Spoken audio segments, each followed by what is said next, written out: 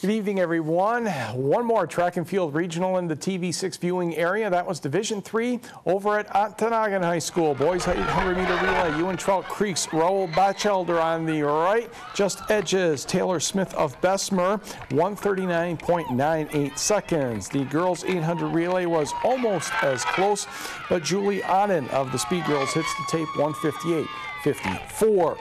To the 100 hurdles on the girls' side, it would be Baraga's Shannon Fish, and she will hold off Bessemer's Valerie Rowe, and Fish is on the left right there, 18.61 seconds. The results were switched for the 300 hurdles. To the boys 100-meter dash, Ontonagon has a couple good sprinters, and Dylan Kirkley is one of them, 11.71. He also won the 200 and the 400. On the girls' side, it will be Olivia Sumas of the Gladiators, 13.16. She also won the 200 and the long jump. On the team results, though, Bessemer, a solid victory on the boys' side with Ontonagon second, Trout Creek third. Speed boy Zach Mazurek won the 1600 and 3200 for the girls. It was Bessemer by 5.5 over Baraga. Ontonagon third. Hunter Mackey won the shot put and discus for Baraga. Turning to golf, the Munising Invitational today on a somewhat windy Pictured Rocks golf course. Manistique's Mike Nagy, his approach on the par 4 first hole. We won't let him pick it up just yet, but we will after he sinks the birdie putt. He was a medalist with a 71. Gwynn's Matt Moylanen putting for birdie, pulled it just a little bit. He recorded an 84 on the afternoon. Another good approach was made by Kevin Gendron of Escanaba. So this will be Kevin's birdie putt right here with the old Miller Barber putting style. And he will knock that one in. He had an 81 that was good for 10th place. On the team results, it was the team from the far eastern end. St. Ignace winning with a 322. Patrick Sweeney was the runner-up individually with a 77 for the Saints. Marquette was second, and Escanaba third. Individually, Tyler Profit of Westwood had a 78. To the girls, and we caught up with them on hole number 10. That's Callie Dykes of Gladstone with her approach on the par 4 hole. She would 2-putt from there.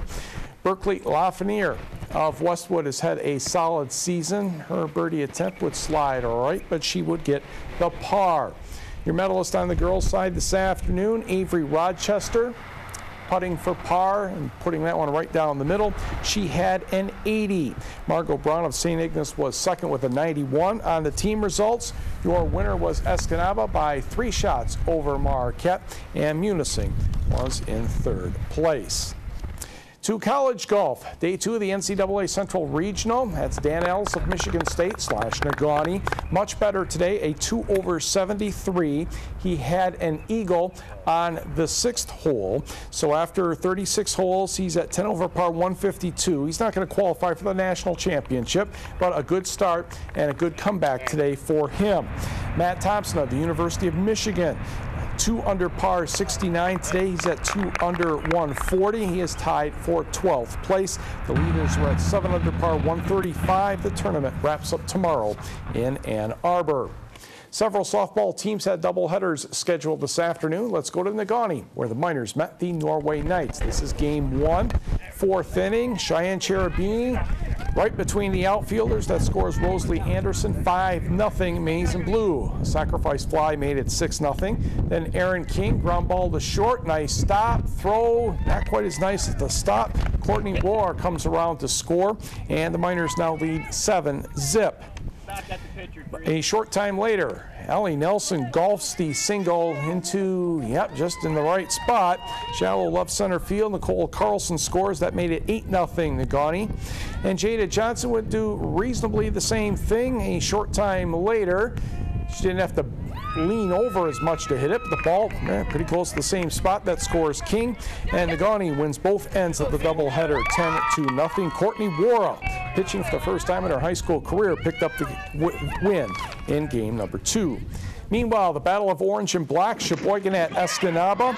That's Keely Van Effen with the base knock in the 4th inning. Ashley Cook scores. That ties the game at 1. Sydney Gaffner puts that one in the outfield. That drives home Bree Belangi and Zoe Berquist, 4-1 Eskimos at that point. And Mallory Zimmerman's going to connect very nicely next. She sends this one to the fence on a short hop. 2 more runs would score. Escanaba with a 6-1 lead. More than enough for Cody Jenchak. She strikes out Elise Verlai here.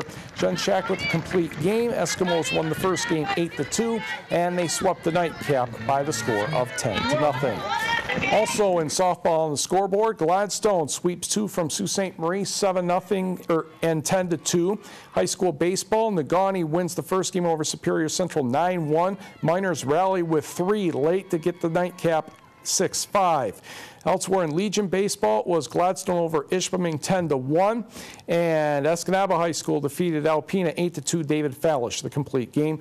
Norway defeated Krivitz 12-1. John Grayville Jr., a 5-inning no-hitter. He also drove in 5 runs with a pair of triples.